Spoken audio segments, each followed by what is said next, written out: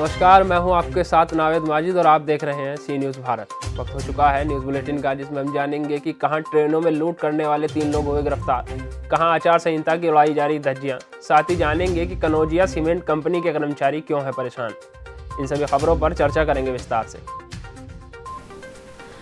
ट्रेनों में लूट की वारदात को अंजाम देने वाले लुटेरा गिरोह के 3 सदस्यों को पुलिस ने देर रात गश्त के दौरान दबोच लिया। तीनों लुटेरे लूटे गए माल को बेचने की फिराक में प्लेटफॉर्म पर खड़े थे। पुलिस अब गिरोह से जुड़े सदस्यों व उनके आपराधिक मुकदमों के बारे में जानकारी जुटाने में जुटी हुई है। जीआरपी के प्रभारी निरीक्षक सुबोध कुमार यादव ने बताया कि जीआरपी की टीम देर रात स्टेशन पर गश्त कर रही थी, तभी सूचना मिली कि लुटेरा गिरोह का एक सदस्य लूट के लाखों के माल को बेचने की फिराक में प्लेटफॉर्म नंबर 7 के पास बने बैगन सेट के पास खड़ा हुआ था। टीम ने घेराबंदी कर तीनों को दबोच लिया। पकड़े गए लुटेरों ने अपने पहचान रोहतास उर्फ रोधी निवासी ग्राम सिमली कोतवाली देहात बुलंदशहर, नीरज उर्फ बी के निवासी कस्बा नगला ब्लॉक पानी की टंकी के पास आवागढ़ एटा में विवेक और पप्पू निवासी मोहल्ला नयाबास जलाली हरदुआगंज के रूप में की है। प्रभारी निरीक्षक के अनुसार आरोपियों के कब्जे से एक मोबाइल फोन, एक जोड़ी सोने की झुमकी, एक मंगलसूत्र, एक सोने की चैन, नकदी और लैपटॉप भी बरामद किया गया है। अलीगढ़ से सी न्यूज़ संवाददाता संजीव शर्मा की रिपोर्ट।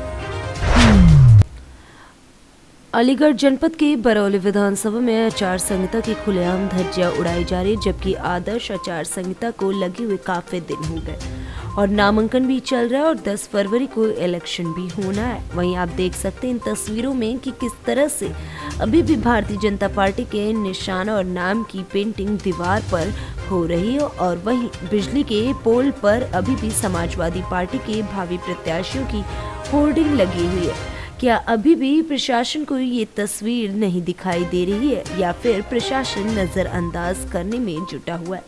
अब देखना ये होगा कि सी न्यूज़ भारत चैनल पर खबर चलने के बाद प्रशासन हरकत में आता है या फिर इसी तरह से आदर्श आचार संहिता की धज्जियां उड़ती रहेंगी। अलीगढ़ से सी न्यूज़ संवाददाता संजीव शर्मा की रिपोर्ट। अलीगढ़ जनपद के जवां ब्लॉक के सिकंदरपुर में स्थित कनौजिया सीमेंट फैक्ट्री के कर्मचारी फैक्ट्री के ही अधिकारियों पर शोषण और वादा खिलाफी का आरोप लगा रहे हैं, जिन्होंने कानपुर देहात के ग्राम प्रधान से न्याय दिलाने की गुहार लगाई है। लिखित में शिकायत भी की है और कहा है कि 2 वर्ष से अधिक हो गया कनौजिया सीमेंट फैक्ट्री के द्वारा उनसे वादा खिलाफी लगातार किया जा रहा है, जिसकी वजह से अब वो लोग काफी ज्यादा परेशान हो चुके हैं। उनका कहना है कि किसी भी तरह का समाधान नहीं हो रहा है। अब हम जिलाधिकारी और मुख्यमंत्री से भी लिखित में शिकायत करेंगे और यदि हमारी कोई भी नहीं सुनता है तब हम आगे कार्य बहिष्कार कर धरना प्रदर्शन करने को बाध्य होंगे। मैडम, ये हमसे जो तय हुआ था जिस दिन ये कंपनी आई थी 4 अगस्त सन 2019 को, उस दिन हमारी जो बातें हुई थी कि अल्ट्राटेक में हमको जो भी सुविधाएं मिलती है टोटल सुविधा दी जाएंगी। उसके बाद में आज तक ना तो इन लोगों ने हमारा पीएफ काटा, ना हमको लीव दी, ना बोनस दी। साल में जो छुट्टी दी जाती है वो भी छुट्टी हमको प्रोवाइड नहीं की जाती है। उसके बाद में हमें बिठाल दिया जाता है। कोरोना टाइम में हमको किसी महीने में 8 दिन का पेमेंट, किसी महीने में 10 दिन का पेमेंट, किसी में 14 दिन का पेमेंट। न तो इन्होंने हमारा आज तक पूरा पेमेंट किया है और ये वहाँ से क्या मिलता है या हमें क्या देते हैं, न तो हमारा किसी अकाउंट में सैलरी जाती है, नगद में पेमेंट करते हैं और हमको हर बार कह देते हैं पीएफ आपके महीने से कटेगा, आपके महीने से कटेगा, ना पीएफ नंबर हमें प्रोवाइड किया जाता है। अब आप क्या चाहते हैं? अब ये हमारी समस्याओं का समाधान कराया जाए। ये आए दिन हमारे सामने दिक्कतें रहती हैं, इनका निराकरण चाहिए। हम पिछली 2 साल से कनौजिया सीमेंट में काम कर रहे हैं। जब हमारी जॉइनिंग हुई थी तो उस समय पे हमें ये बोला गया था कि पीएफ भी कटेगा, लीव भी मिलेगी, बोनस भी मिलेगा, अगर कंपनी ने कोई भी चीज़ प्रोवाइड नहीं कराई ऑन टाइम। ड्यूटी की जो पेमेंट का टाइम था 5 तारीख का नियुक्त था, उसके बाद भी 20 तारीख को पेमेंट की जा रही है और प्लांट के सारे जो इंजीनियर्स हैं उनसे ये प्रॉब्लम सारी हमने बोली गई, मगर हमारी किसी भी समस्या का समाधान नहीं हुआ है। उन्होंने रिटन में दिया था? रिटन में सारा कुछ दे रखा है। अब प्लांट बंद है पिछले 2 महीने से, तो घर बैठाने के लिए बार बार जोर दे रहे हैं कि घर बैठो ड्यूटी नहीं चलेगी तुम्हारी, और लिखित में हमें दे रखा है हर चीज़। तो आपने किस किस से शिकायत करी है? GM साहब से की है, CGM साहब से भी की है। यही समस्या है सर। इन्होंने जब हमको यहाँ कंपनी में ज्वाइन किया था, बोला था आपका बोनस भी कटेगा, लीव भी होगी, सारी छुट्टियाँ भी होंगी और पेमेंट समय से होगा, बैंक अकाउंट में होगा पेमेंट। ना अकाउंट में पेमेंट है, ना बोनस है, कुछ भी नहीं है और घर बैठाने के लिए और दबाव बना रहे हैं। ये दिया था हाँ, लिखत में इन्होंने दिया है कि ये सारी सुविधाएं आपको मिलेंगी। हाँ।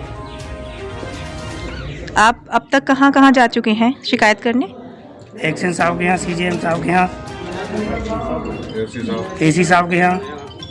तो सभी ने क्या कहा है? आश्वासन दिया है आपको? हाँ, आश्वासन दिया है, बोल रहे हैं कभी बात करते हैं, ठीक है ना, बात करेंगे। अलीगढ़ से सी न्यूज संवाददाता ममता शर्मा की रिपोर्ट।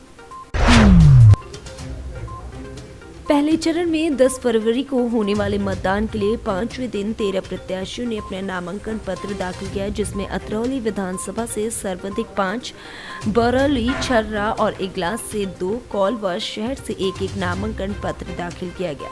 इनमें अतरौली से भाजपा प्रत्याशी व राज्य मंत्री संदीप सिंह, सपा से वीरेश यादव, कांग्रेस से धर्मेंद्र लोधी, निर्दलीय अखिलेश देवी, चंद्रपाल सिंह ने अपने समर्थकों व प्रस्तावक के साथ ACM द्वितीय सुधीर कुमार के समक्ष नामांकन पत्र दाखिल किया। बरौली से भाजपा प्रत्याशी व पुत्र मंत्री ठाकुर जयवीर सिंह, कांग्रेस से गौरांग देव चौहान ने ADM वित्त एवं राजस्व न्यायालय में ADM गवाना भावना के समक्ष नामांकन किया। छपरा से भाजपा के ठाकुर रविंद्रपाल सिंह, सपा से लक्ष्मी धनगर ने ACM प्रथम संजय मिश्रा के समक्ष नामांकन किया। वहीं कांग्रेस के प्रत्याशी हुए पार्टी के राष्ट्रीय सचिव विवेक बंसल ने ADM सिटी के न्यायालय में SDM कोल संजीव बूझा के समक्ष नामांकन किया। शहर से निर्दलीय के रूप में केशव देव 1 लाख से रालौत, सपा गठबंधन से वीरपाल दिवाकर व बसपा से सुशील कुमार ने DM न्यायालय में SDM इगलास अनिल कटिहार के समक्ष नामांकन किया। वहीं तस्वीर महल चौराहे पर नामांकन के दौरान खूब नारेबाजी और पुलिस से झड़प भी हुई अंदर जाने के लिए। इस दौरान जनपद में नामांकन के दौरान आचार संहिता की खुलेआम धज्जियां उड़ते हुए दिखाई दी। अलीगढ़ से सी न्यूज संवाददाता संजीव शर्मा की रिपोर्ट।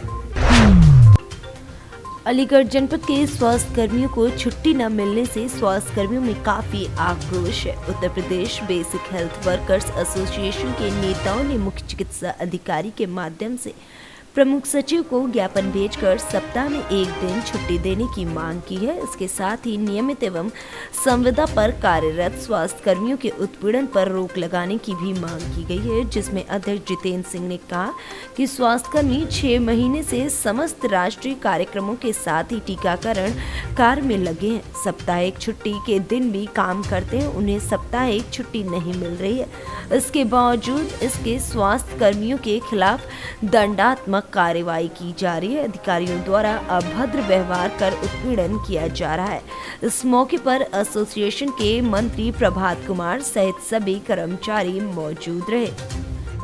किस तरीके का ज्ञापन दिया गया, क्या समस्या थी? ये राजकीय अवकाश और साप्ताहिक अवकाश में पिछले 6 महीने से BIW मेल फीमेल स्वास्थ्य पर्यवेक्षक मेल फीमेल को कोई अवकाश नहीं दिया जा रहा है। कोविड-19 में कंटिन्यू काम किया जा रहा है, उसके बाद में भी हम लोगों का आर्थिक और मानसिक शोषण किया जा रहा है, दंडात्मक कार्रवाई की जा रही है। 100% टीकाकरण करने के बाद लोधा में हमारे 10 लोगों का वेतन काट दिया गया है, जिसकी प्रति हमने मुख्य चिकित्सा अधिकारी महोदय को भी उपलब्ध कराई है और शासन के लिए यह ज्ञापन प्रमुख सचिव चिकित्सा स्वास्थ्य एवं परिवार कल्याण को ज्ञापन दिया है कि अगर हमारे साथ में ईमानदारी के साथ जितना हम काम कर रहे हैं, हमको 1 साप्ताहिक अवकाश या अवकाश नहीं मिलता है तो उसका प्रतिकर अवकाश रोस्टर में हमको दिया जाए।